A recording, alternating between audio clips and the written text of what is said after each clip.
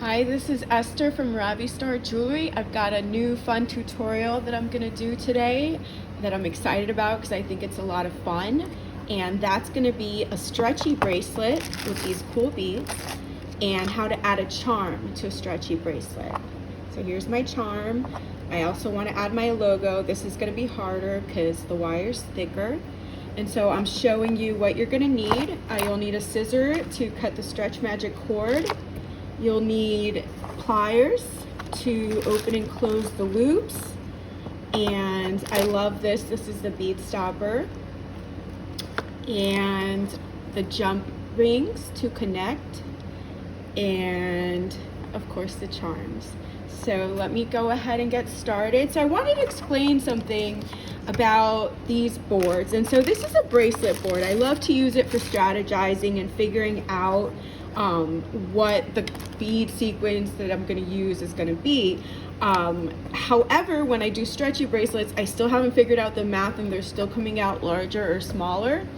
So that's the situation. There's different ways of adding the charm in. You can put it actually built into the wire or the cord. So you just put that where you would like it to go.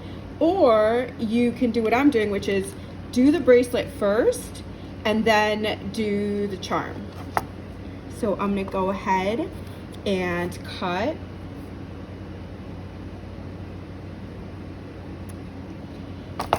So it's always good to put additional room, and the stretch cord is not very expensive, so I recommend taking as much as you need. And so I'm going to show you how to use the bead board. It's pretty much common sense, but you put your beads throughout. And so when you're using like a thread or something that's less stretchy, this is a lot more accurate, of course.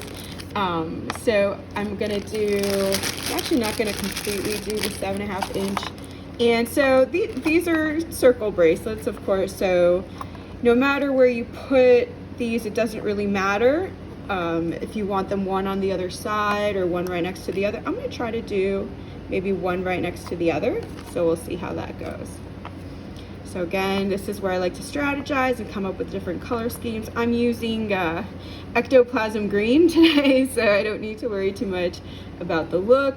I don't know about making this 7.5 inches, but I'm going to do it anyway because I have had issues in terms of the elastic.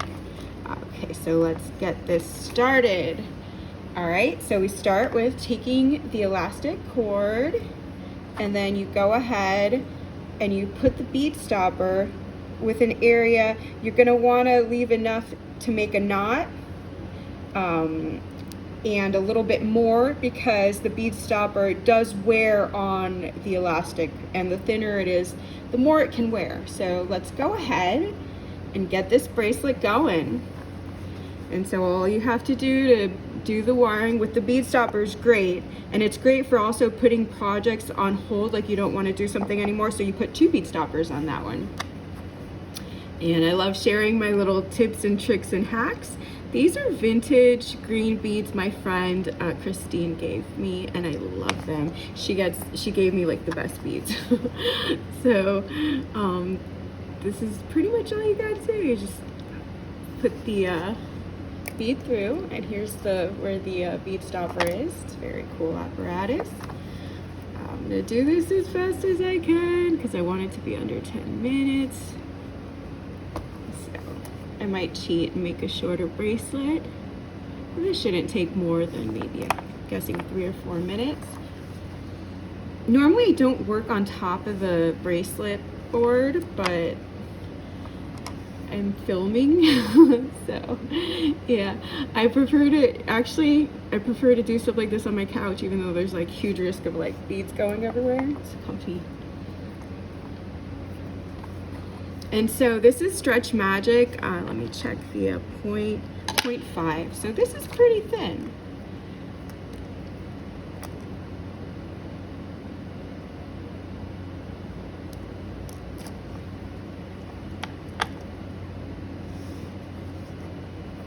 I'm left-handed. I think that's why you're seeing this a little FYI, if you can't tell.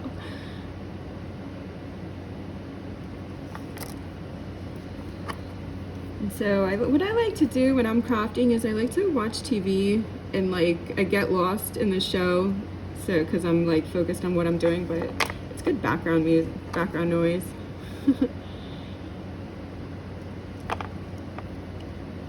Okay, we're at the about 5.5 minutes. I think we're gonna be okay. If not, I think around minute 7. Might have to do the logo tag later. That's okay. You can always fast forward this beading because I don't do edits. I think it's more fun this way to see what goes wrong. For example, my hand shakes sometimes. So it's good to see, you know, it's not a perfect process. It's something you learn, like a skill.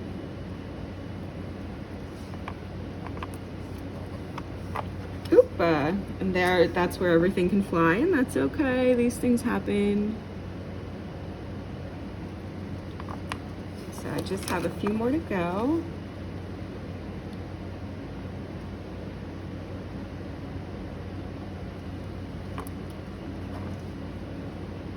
And it's interesting how much, you know, a single bead affects the size, because wrists aren't that big, even the biggest ones. So yeah, so that's why I'm actually continuing. And I want to make sure I get something that can fit, you know. This looks like it'll fit. I think that just in case, let's put this one in. Okay. And so now, here we go. And so now we get into the knot, and there's different techniques. I like to do a triple knot, and so I go 1, 2, 3. And you know, sometimes I do have problems, but first you determine how much stretch you want. So I want a little stretch, but I don't want like holes, like spaces between the beads too much. So I'm doing this with a little give, but not a lot. And so this is how you stretch it. So sturdy, it's really impressive. I'm waiting for the day that it bounces into my eye or something, but it's really amazing how strong this little elastic is. So here we go. Pretty pleased with the way the knot came out. It's a triple, and of course if you want it to last longer, you can always put a dab of glue. I use GS Hypo Cement. I think it's the best. I'm gonna go ahead and close this up. And so we're done with the actual beading, and I would trim that later, but what I'm gonna do for now, since it's small enough, is I can put it under another bead. So here we go, we've got this cool bracelet, and what we wanna do is put a charm. So here's my charm. It's an upcycle, it was just kind of hanging out loose, and this is my wire. It's been used before, that's why it's so open. And so the first thing you do is you put the charm, and this one says love, so it's two-sided, so there's no mistakes to worry about. Well, technically you wouldn't have to worry about that anyway. So here we go, and then you put in the location. I don't want it to be by the knot because I think it'll draw attention to the knot, so I'm actually going to go a little bit down. And so you put it in between 2 beads. It's very important to make sure, well, it's not that important, but you're gonna for aesthetic, the loop should be smaller than the beads. I might be pushing it here, but I'm okay with it for the sake of the tutorial. And I'm gonna go ahead and close this up. And that's what it takes. You want the connectors to touch. It was a perfect closure. I'm actually really happy with it. It might be a little bit big for this style of bead, but check this out. Let me just move this here. You got it. I mean, that's the basics, and on the other side it's got the love. I don't know if I have enough time to do the logo charm, but I'm gonna give it 20 seconds. The first thing you would do with this one is it's tight, so you would open it.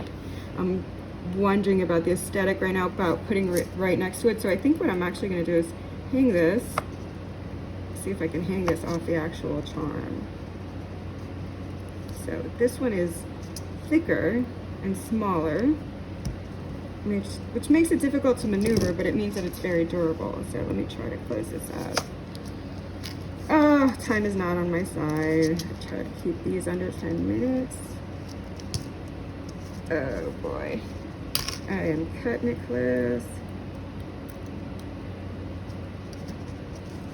Okay, close enough. You really want it to go completely around and connect, but it's difficult to do that right now, so I'm gonna do that later.